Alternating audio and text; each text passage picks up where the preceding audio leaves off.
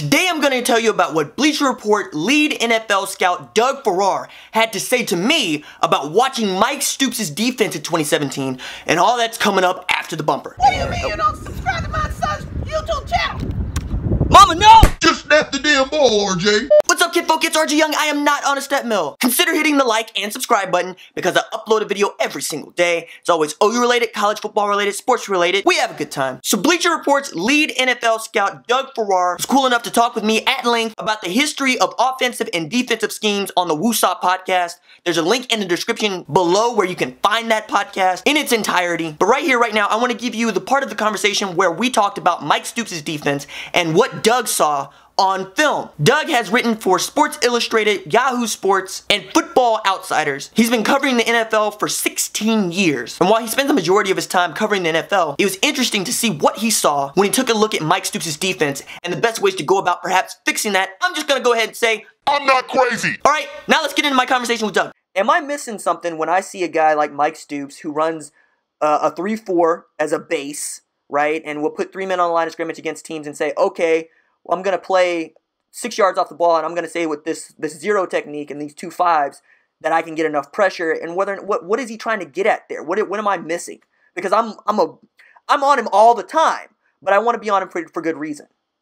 Well, it's interesting because you and I started discussing doing this podcast a couple weeks ago, and I watched some Oklahoma tape from last year, and I read something where Stoops said that they wanted to go from a 3-man to a 4-man front and use maybe over fronts with an extra guy, which is basically a Leo package. Right.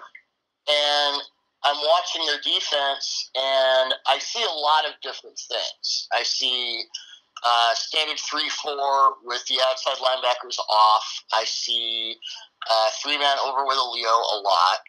I see, straight up 50 a little bit. I see 1 gap. I see 2 gap. What I see is a lot of people getting pushed around. That seems to happen a lot.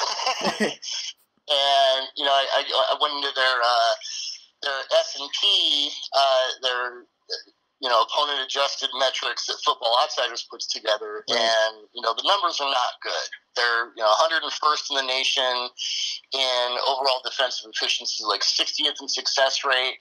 FO has a stat called Front 7 Havoc, which is basically how frequently they create negative plays. They were 72nd in the nation in that. So, I'm not an Oklahoma defensive expert, but from the couple games I've watched, it seems like, they're doing a lot of different kinds of ideas, but I don't know if the scheme matches the personnel, because I'm seeing a lot of, interesting plays from their back 7 or their back 6. Right.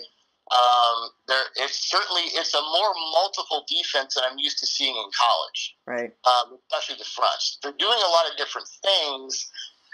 I just don't know if the personnel matches the scheme because, as Casey Stengel once said, they say it can't be done, but it doesn't always work. And it don't always work. I want to know, and this is the fan in me, I want to know that my defense coordinator is smarter than the guy on the other side of the ball. And that's not always the case, so it seems. Well, yeah, and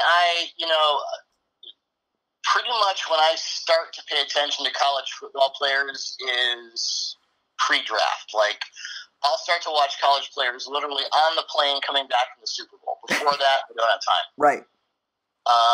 So I'm not an Oklahoma expert. I haven't followed them for, 15 years, and I can't tell you about the differences in the defensive fronts. I can tell you what I saw. Right. Which was a lot of guys getting pushed around at the point of attack. Right. And even if they have a 0 or they got a 1 shade or whatever. Yeah. There are times when they're mush rushing and teams seem to know when that's happening. There are times when they're just, they're going crazy, 1 gap, penetrate, and that aggressiveness is being used against them, sweeps and whatnot. So, if you're constantly getting outgamed, it doesn't matter what your coach's name is, you got to fix it. Right. And I'm not saying Stoops is a bad coach. I don't know enough to make that assertion. Right. I know what I see on tape, and what I saw on tape from that defense last year, based on our conversation and the tape I watched, is problematic. You know, if you're going to worry about being more multiple, I mean, that's fine.